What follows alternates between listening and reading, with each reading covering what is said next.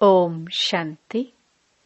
4 जुलाई 2025 बाबा के महावाक्य। मीठे बच्चे, बंधन मुक्त बन सर्विस में तत्पर रहो, क्योंकि इस सर्विस में बहुत ऊंच कमाई है। 21 जन्मों के लिए तुम वैकुंठ का मालिक बनते हो। प्रश्न: हर एक बच्चे को कौन सी आदत डालनी चाहिए? उत्तर: मुरली की पॉइंट पर समझाने की। ब्राह्मणी टीचर अगर कहीं चली जाती है तो आपस में मिलकर क्लास चलानी चाहिए। अगर मुरली चलाना नहीं सीखेंगे तो आप सामान कैसे बनाएंगे? ब्राह्मणी बिगर मूंझना नहीं चाहिए। पढ़ाई तो सिंपल है, क्लास चलाते रहो, यह भी प्रैक्टिस करनी है। गीत मुखड़ा देख ले प्राणी। ओम शांति। बच्चे जब सुनते हैं तो अपने को आत्मा निश्चय कर बैठे और यह निश्चय करे कि बाप परमात्मा हमको सुना रहे हैं। यह डायरेक्शन अथवा मत एक ही बाप देते हैं। उनको ही श्रीमत कहा जाता है। श्री अर्थात श्रेष्ठ ते श्रेष्ठ। वह है बेहद का बाप, जिसको ऊंच ते ऊंच भगवान कहा जाता है। बहुत मनुष्य हैं जो उस लव से परमात्मा को बाप समझते भी नहीं है। भल शिव की भक्ति करते हैं, बहुत प्यार से याद करते हैं, परंतु मनुष्यों ने कह दिया है कि सभी में परमात्मा है, तो वह लव किसके साथ रखे? इसलिए बाप से विपरीत बुद्धि हो गए हैं। भक्ति में जब कोई दुख व रोग आदि होता है तो प्रीत दिखाते हैं, कहते हैं भगवान रक्षा करो। बच्चे जानते हैं गीता है श्रीमत भगवान के मुख से गाई हुई, और कोई ऐसा शास्त्र नहीं जिसमें भगवान ने राजयोग सिखाया हो व श्रीमत दी हो। एक ही भारत की गीता है, जिसका प्रभाव भी बहुत है। एक गीता ही भगवान की गाई हुई है। भगवान कहने से एक निराकार तरफ ही दृष्टि जाती है। अंगुली से इशारा ऊपर में करेंगे। श्री कृष्ण के लिए ऐसे कभी नहीं कहेंगे, क्योंकि वह तो देहधारी है ना। तुमको अब उनके साथ संबंध का पता पड़ा है, इसलिए कहा जाता है बाप को याद करो, उनसे प्रीत रखो। आत्मा अपने बाप को याद करती है। अभी वह भगवान बच्चों को पढ़ा रहे हैं, तो यह नशा बहुत चढ़ना चाहिए, और नशा भी स्थायी चढ़ना चाहिए। ऐसे नहीं ब्राह्मणी सामने है तो नशा चढ़े, ब्राह्मणी नहीं तो नशा उड़ जाए। बस ब्राह्मणी बिगर हम क्लास नहीं कर सकते। कोई सेंटर्स के लिए बाबा समझाते हैं। कहाँ से 5-6 मास भी ब्राह्मणी निकल जाती तो आपस में सेंटर संभालते हैं, क्योंकि पढ़ाई तो सिंपल है। कई तो ब्राह्मणी बिगर जैसे अंधे लूले हो जाते हैं। ब्राह्मणी निकल आई तो सेंटर में जाना छोड़ देंगे। अरे बहुत बैठे हैं, क्लास नहीं चला सकते हो। गुरु बाहर चला जाता है तो चेले पिछाड़ी में संभालते हैं ना। बच्चों को सर्विस करनी है।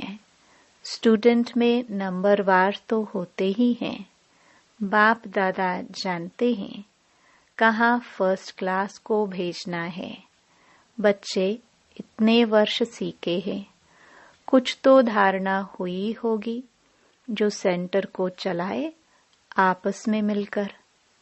मुरली तो मिलती ही है, पॉइंट्स के आधार पर ही समझाते हैं। सुनने की आदत पड़ी, फिर सुनाने की आदत पड़ती नहीं। आदत में रहे तो धारणा भी हो। सेंटर पर ऐसे तो कोई होने चाहिए जो कहे, अच्छा ब्राह्मणी जाति है, हम सेंटर को संभालते हैं। बाबा ने ब्राह्मणी को कहाँ अच्छे सेंटर पर भेजा है सर्विस के लिए। ब्राह्मणी बिगर मूंझ नहीं जाना चाहिए। ब्राह्मणी जैसे नहीं बनेंगे तो दूसरों को आप समान कैसे बनाएंगे, प्रजा कैसे बनाएंगे। मुरली तो सबको मिलती है। बच्चों को खुशी होनी चाहिए। हम गद्दी पर बैठ समझाए। प्रैक्टिस करने से सर्विसेबल बन सकते हैं। बाबा पूछते हैं, सर्विसेबल बने हो तो कोई भी नहीं निकलते हैं। सर्विस के लिए छुट्टी ले लेनी चाहिए। जहाँ भी सर्विस के लिए बुलावा आए वहाँ पर छुट्टी लेकर चले जाना चाहिए। जो बंधन मुक्त बच्चे हैं वह ऐसी सर्विस कर सकते हैं। उस गवर्नमेंट से तो इस गवर्नमेंट की कमाई बहुत ऊंच है। भगवान पढ़ाते हैं जिससे तुम 21 जन्मों के लिए वैकुंठ का मालिक बनते हो। कितनी भारी आमदनी है। उस कमाई से क्या मिलेगा? अल्पकाल का सुख। यहाँ तो विश्व का मालिक बनते हो। जिनको पक्का निश्चय है वह तो कहेंगे हम इसी सेवा में लग जाए, परंतु पूरा नशा चाहिए। देखना है हम किसको समझा सकते हैं। है बहुत सहज। कलयुग अंत में इतने करोड़ मनुष्य हैं। सतयुग में जरूर थोड़े होंगे। उसकी स्थापना के लिए जरूर बाप संगम पर ही आएंगे। पुरानी दुनिया का विनाश होना है। महाभारत लड़ाई भी मशहूर है। यह लगती ही तब है जबकि भगवान आकर सतयुग के लिए राजयोग सिखलाए राजाओं का राजा बनाते हैं। कर्मातीत अवस्था को प्राप्त कराते हैं। कहते हैं देह सहित देह के सब संबंध छोड़ मामेकम याद करो तो पाप कटते जाएंगे। अपने को आत्मा समझ बाप को याद करना यही मेहनत है। योग का अर्थ एक भी मनुष्य नहीं जानते हैं। बाप समझाते हैं भक्ति मार्ग की भी ड्रामा में नोंद है। भक्ति मार्ग चलना ही है। खेल बना हुआ है। ज्ञान, भक्ति, वैराग्य। वैराग्य भी 2 प्रकार का होता है। एक है हद का वैराग्य, दूसरा है यह बेहद का वैराग्य। अभी तुम बच्चे सारी पुरानी दुनिया को भूलने का पुरुषार्थ करते हो, क्योंकि तुम जानते हो हम अब शिवालय पावन दुनिया में जा रहे हैं। तुम सब ब्रह्मा कुमार कुमारियां भाई बहन हो। विकारी दृष्टि जाना सके। आजकल तो सबकी दृष्टि क्रिमिनल हो गई है। तमो प्रधान है ना। इसका नाम ही है नरक, परंतु अपने को नरकवासी समझते थोड़े ही हैं। स्वयं का पता ही नहीं तो कह देते स्वर्ग नरक यहाँ ही है। जिसके मन में जो आया वह कह दिया। यह कोई स्वर्ग नहीं है। स्वर्ग में तो किंगडम थी, रिलीजियस राइटियस थे, कितना बल था। अभी फिर तुम पुरुषार्थ कर रहे हो, विश्व का मालिक बन जाएंगे। यहाँ तुम आते ही हो विश्व का मालिक बनने। हेवनली गॉड फादर, जिसको शिव परमात्मा कहा जाता है, वह तुमको पढ़ाते हैं। बच्चों में कितना नशा रहना चाहिए, बिल्कुल इजी नॉलेज है। तुम बच्चों में जो भी पुरानी आदतें हैं वह छोड़ देनी है। ईर्ष्या की आदत भी बहुत नुकसान करती है। तुम्हारा सारा मदार मुरली पर है। तुम कोई को भी मुरली पर समझा सकते हो, परंतु अंदर में ईर्ष्या रहती है। यह कोई ब्राह्मणी थोड़ी है, यह क्या जाने, बस दूसरे दिन आएंगे ही नहीं। ऐसी आदतें पुरानी पड़ी हुई हैं, जिस कारण डिससर्विस भी होती है। नॉलेज तो बड़ी सहज है। कुमारियों को तो कोई धंधा आदि भी नहीं है। उनसे पूछा जाता है, वह पढ़ाई अच्छी या यह पढ़ाई अच्छी, तो कहते हैं यह बहुत अच्छी है। बाबा, अभी हम वह पढ़ाई नहीं पढ़ेंगे, दिल नहीं लगती।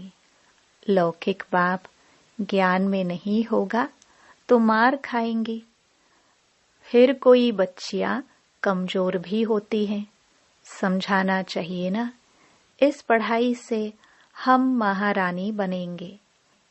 उस पढ़ाई से क्या पाई पैसे की नौकरी करेंगी। यह पढ़ाई तो भविष्य 21 जन्म के लिए स्वर्ग का मालिक बनाती है। प्रजा भी स्वर्गवासी तो बनती है ना। अभी सब हैं नरकवासी। अब बाप कहते हैं तुम सर्वगुण संपन्न थे, अब तुम ही कितने तमो प्रधान बन पड़े हो, सीढ़ी उतरते आए हो। भारत जिसे सोने की चिड़िया कहते थे, अभी तो ठिक्कर की भी नहीं है। भारत 100% सॉल्वेंट था, अब 100% इंसॉल्वेंट है। तुम जानते हो, हम विश्व के मालिक पारसनाथ थे, फिर 84 जन्म लेते लेते अब पत्थरनाथ बन पड़े हैं। है तो मनुष्य ही, परंतु पारसनाथ और पत्थरनाथ कहा जाता है। गीत भी सुना, अपने अंदर को देखो, हम कहाँ तक लायक हैं। नारद का मिसाल है ना, दिन प्रतिदिन गिरते ही जाते हैं। गिरते गिरते एकदम दुबन में गले तक फंस पड़े हैं। अब तुम ब्राह्मण सभी को चोटी से पकड़कर दुबन से निकालते हो बाहर, और कोई पकड़ने की जगह तो है नहीं, तो छोटी से पकड़ना सहज है।